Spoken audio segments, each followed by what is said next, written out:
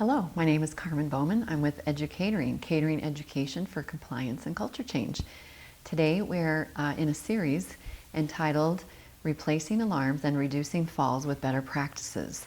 The first video of this series actually looks at the harms of alarms. The second looks at how alarms are deficient practice per CMS regulation.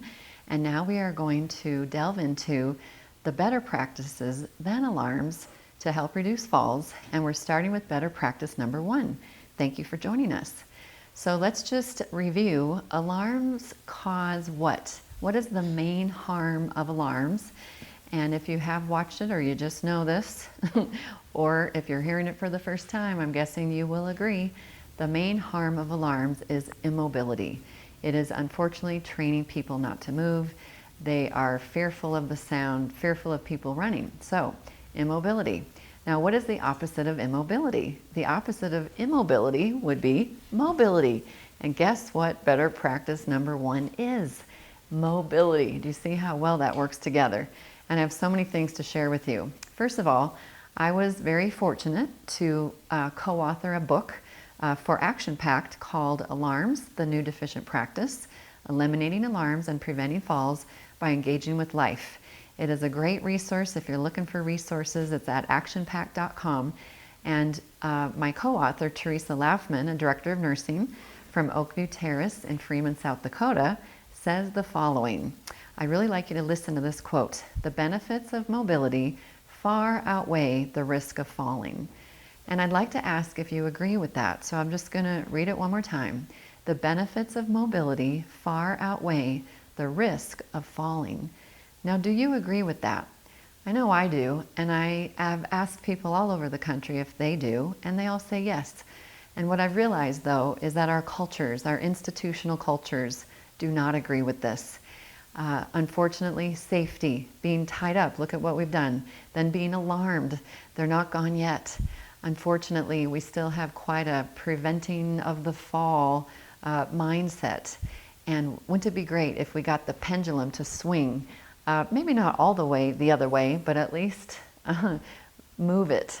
And so this is where we're headed, everyone, to realize that when people move, those benefits of being stronger far outweigh the risk of falling. In fact, they start to take away the risk of falling. Isn't that great?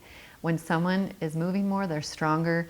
And when they fall, hopefully they don't, but if they do, and they probably will, it is less injurious. Joanne Rader is a leading pioneer of the Pioneer Network and the culture change movement, and a nurse.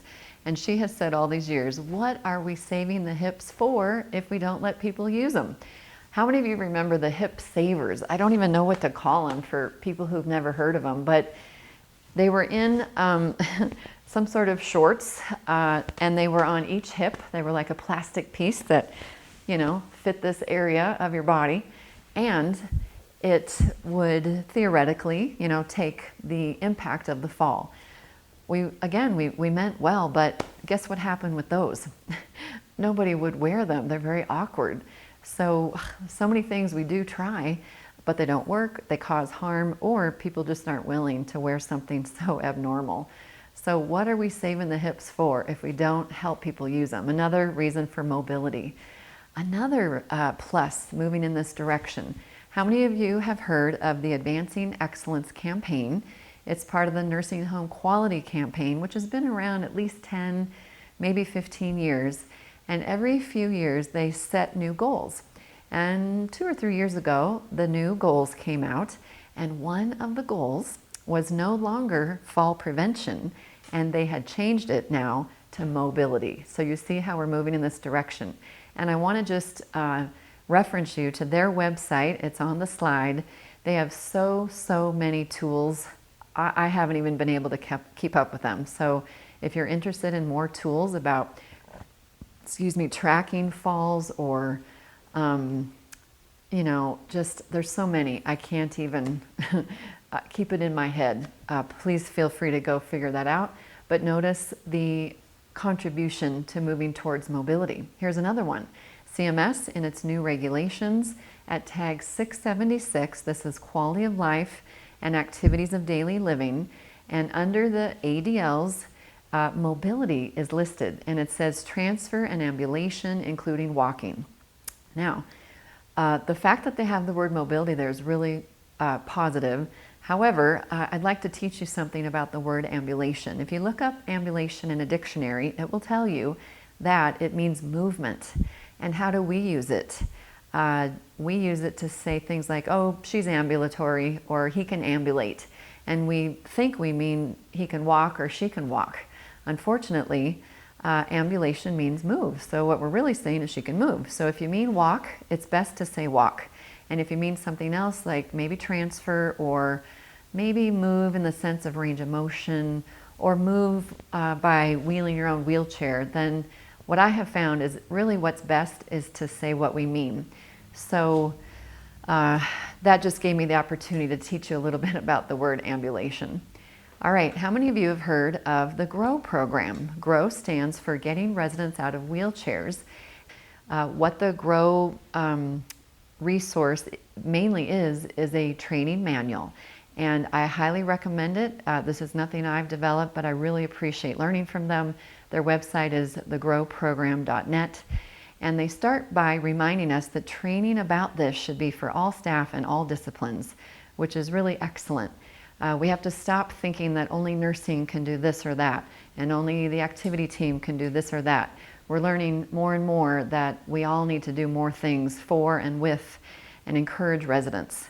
So what can you do in the discipline that you represent? And we will be talking a lot about that in the rest of this video. She also recommends to assess why a resident is in the wheelchair in the first place. And by she, I mean Mary Haran is the main person with the GROW program. She really encourages us to kind of peel back the onion, is how I think of it, and figure out, when did this wheelchair show up and why? And did the person really need it to begin with? And do they still need it? And maybe we can work towards getting someone out of it.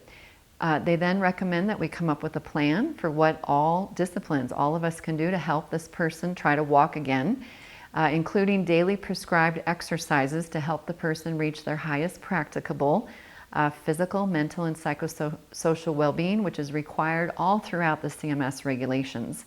We will have a training video on that very topic. Provide productive restorative care. So she just really has some good wisdom here. How productive is your restorative care? And is it reimbursable? Does it fit the criteria? And you want it to be reimbursable under Medicare, of course. And she recommends that we do replace a fall prevention mindset with a mobility mindset. There it is again. And I love having learned this from her. She says that when people walk, they usually don't have a pressure sore. So I love asking people, if we were together, do you walk? I'm guessing you probably do. And do you have a pressure sore? And you probably don't. And crowds of people tell me they don't. And look, she's right. When people walk, they tend not to have skin issues. I think it's great. It's just another reason to get people walking more. Some other advice from Mary Haran: walk through your community, maybe write down everyone in a wheelchair. Again, go figure out why, and then determine if that person could benefit from some more exercise, daily prescribed exercise to get back to walking.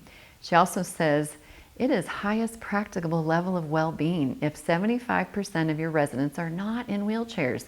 Now, I don't know where she came up with that number, but I think she's right. If the majority of your residents are not in wheelchairs, they are reaching their highest practicable level, and that's what is required of each nursing home. Again, get to true restorative care. And when you're offering true restorative nursing to help people restore these abilities, your residents will be stronger. And when they're walking, they'll be safer. You'll see the skin problems start to disappear, and they will not be as likely to get pneumonia. So a lot of good things there. To go along with this, Joanne Rader again, and Barbara Frank and Kathy Brady, leaders in our culture change movement, wrote an article called Rethinking the Use of Position Change Alarms. And they ask, will this alarm cause immobilization and isolation for this person? And will it, the alarm, increase the person's safety, or is it more to help the caregivers, the family and the professional, us, feel that we're doing something? So a hard question really is, who's the alarm really for?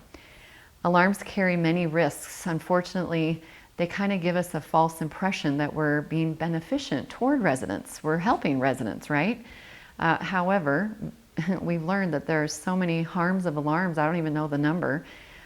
Even families mean well to try to use something like an alarm to make it easier on caregivers. However, a lot of what we do things out of is guilt, especially for family members. And we kind of have to call that what it is, and I just want you to be aware of that. And what we've learned is sometimes a family member may need your gentle teaching about what's really going on here. And just like restraints, we learned they harmed people, we can't use them anymore. We're getting to that place with alarms as well. So just a thought here, what if we actually kind of did an assessment on what the family needs most from you and even made a plan on how to help them? I think a lot of families might benefit from us actually thinking through how to help them with a lot of guilt predominantly. Could we be more proactive with families? In fact, what do families tell you when they help mom or dad move to the nursing home? Oftentimes we hear, well, she's falling at home, that's why we're bringing her here, or that's why we brought her here. And I hope you're very ready how to respond to that, everybody. In the past, we haven't been so good, but we've realized what we probably need to say, what you probably need to say, no matter your role, if a person says this to you, is to say something like, well, if your mom's falling at home, guess what? She will definitely fall here as well, because it's a new environment. People are very likely to fall in a new and foreign environment. So never promise that they will not fall. Something else interesting to think about, which comes first, the fall or the decline? You know, people fall, and we think it triggers a decline, which it may very well. But I've also learned lately that maybe the decline was already happening, and that's what contributed to a fall. And on that note, that just tells us that falls do happen, whether there's decline or an accident or just a tripping incident. And also CMS at tag 689 accidents addresses this. It says, note, a fall by a resident does not necessarily indicate a deficient practice because not every fall can be avoided. And that's good to know, and it's a truth. So let's talk about increasing mobility. There are so many ways. Let's just, I'm not going to count them, but here we go. First of all, as you've heard, is your restorative the best it can be? Is it as often as it can be? Is it as full as it can be? Do you have as many restorative exercise groups as you maybe could have? Could your restorative team be working with your activity or community life team? Just really challenge yourself and think, are we doing the best we can do? Now, on the flip side, some homes decide to not have an official restorative team or program, and instead they have CNAs incorporate restorative care with ADL care. So when someone's brushing their teeth, sometimes they could be working on balance, reaching things that, as they get dressed. So I'm not an expert on either way. I've heard people do both. Sometimes people kind of want to try the other way. It's something for you to take to your team. How about this? An occupational therapy evaluation after each fall. Not every home does that. There's a home in Colorado that does this, and it's very impressive. I think we sometimes forget what the occupational therapists have to offer as far as so many ideas on being able to do things for yourself in more detail than what comes with physical therapy. However, that's another good practice, is to have a physical therapy evaluation also after each fall. If you're not doing those two, you could consider it. Physical therapists know a lot about movement and what we can do to help people get stronger in many different ways. And then, of course, we'll start with music. And when music is playing, everybody, what do people naturally do? I'll show you. Hopefully you've all heard the message that the little MP3 players, the iPods, can be very helpful to get a person's music right to them. Certainly we can use radios and CD players, but when music is playing, what do we naturally do? We move. So if you aren't taking advantage of music, it's really something to think about. Thank you for joining us, and remember, this is part of a series called Replacing Alarms and Reducing Falls by Using Better Practice. Thank you.